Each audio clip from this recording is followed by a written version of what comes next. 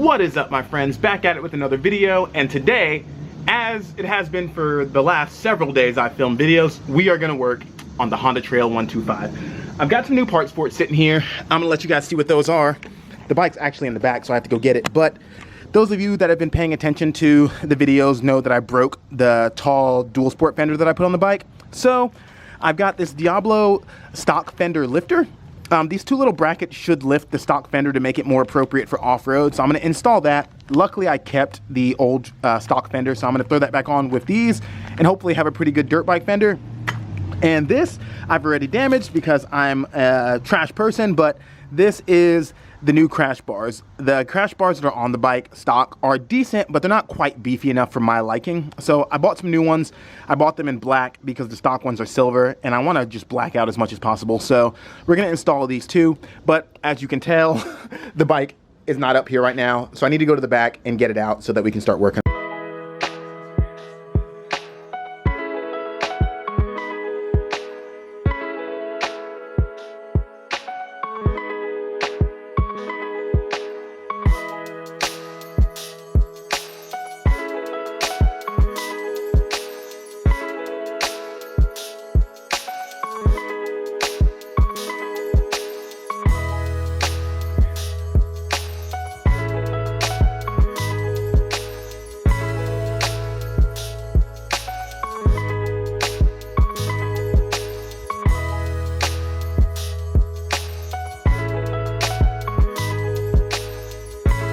All right, so here we are.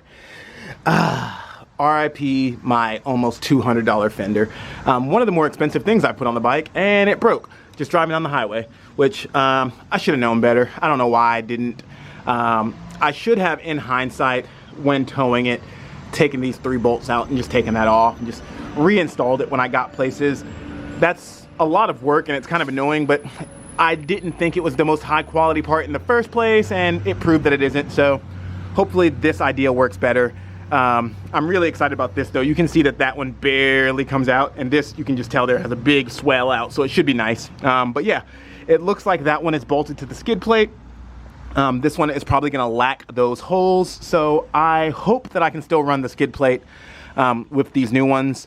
Obviously it's not a lot of research out, or not a lot of information out there, so you can't really research it. Hopefully I'm fixing that by creating some information out there, but yeah, hopefully the skid plate still works. If not, I need to search out an aftermarket skid plate. The factory one is decent, but it could always be better, so we'll see. But yeah, I think I'm gonna start with the fender just because that seems more straightforward, so let's get into it. The factory fender is super duper gross, so I'm gonna take advantage of it being off because I won't get this opportunity again, and I'm just gonna deep clean it. Obviously it's gonna get filthy again the very first time I ride off-road, but while it's off, might as well spray it down, scrub it up a little bit. Yeah, let's do that first. Okay, good enough for government work. Let's put it out in the sun to dry while we get the remnants of my old, very expensive fender off.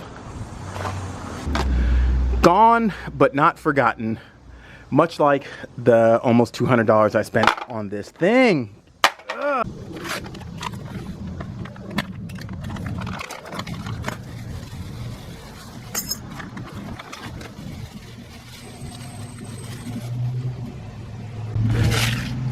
All right, so cut that open. These things contain hardware, which is super nice. I did not keep the stock fender hardware. Well, I did, but I threw it in like a big bin of hardware like I always do, so I don't know which pieces it is. I was prepared to go looking for it because I didn't expect to get hardware, but that's nice. They got their little brand engraved on it. Hardware is included. Seems decent quality. It's pretty simple. It's just a bracket. But I'm gonna get those installed, throw the fender on, and we should be looking pretty good. Would it be a video of me working on a bike if my shoes didn't come off? I think the best way, or the correct way for these brackets to go on, is with their little logo popped through that little gap. That's the back of the fender, that's the front. Putting it in this way seems right because it'll fit the curvature of the fork on the bottom because it has that little bit of curve to it. That's what I'm thinking. So this one would go, ooh, zoom out. That one would go like that. We're gonna see.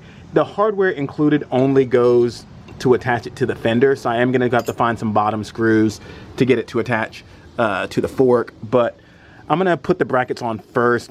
In my head, I've decided that that sounds easier. Of course, none of these parts ever come with instructions. It was just this in a bag.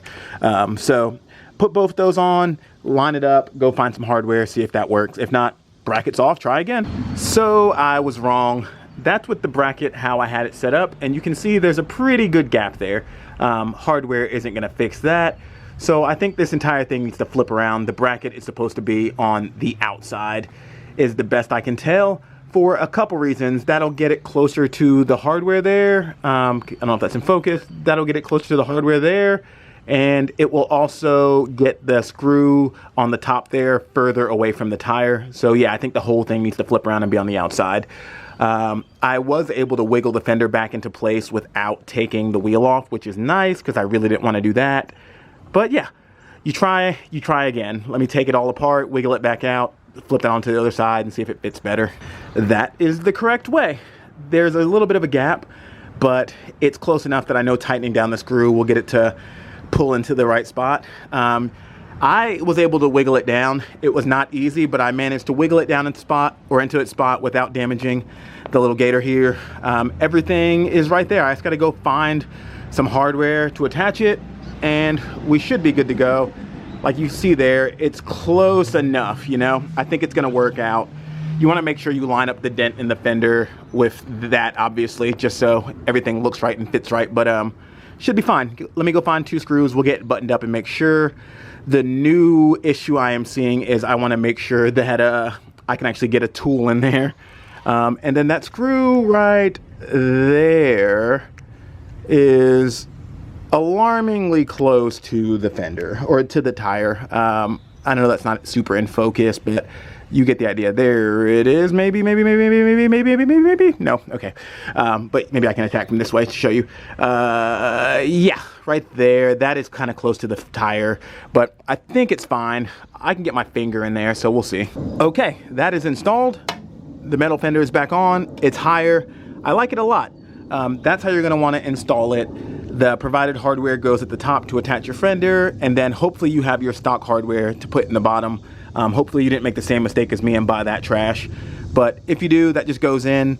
It might be a little quicker if you just take the whole wheel off, if you're like versed in taking the wheel off. If that's a thing you've done before, you're familiar with pulling the axle, you'll have a much easier time getting wrenches in there if you take it all apart. But I am lazy, and you know, oftentimes trying to be lazy makes it more difficult. But instead of just slotting the fender up and bolting it right in, I had to wiggle it in from the top, and then getting my wrench onto those was pretty difficult.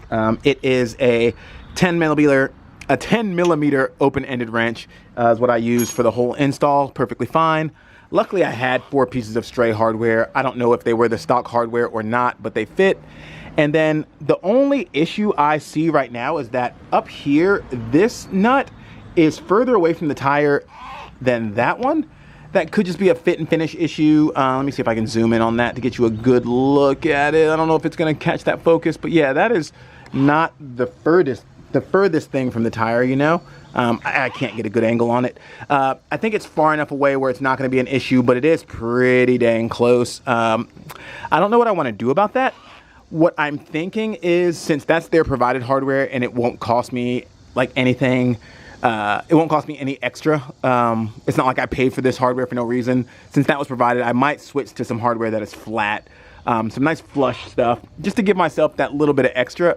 Or if not flush, at least rounded. So if it comes in contact, at least it's not like a hard edge that's coming in contact. Fully inflated, under compression, I've like jumped on it. It hasn't touched, but you know, 2 up, hitting a big bump, it might compress the tire just enough to nick that, and that'll be a bad dang time. So that is that. I will say it is hot as hell today, and this took longer than I planned, so not doing this today.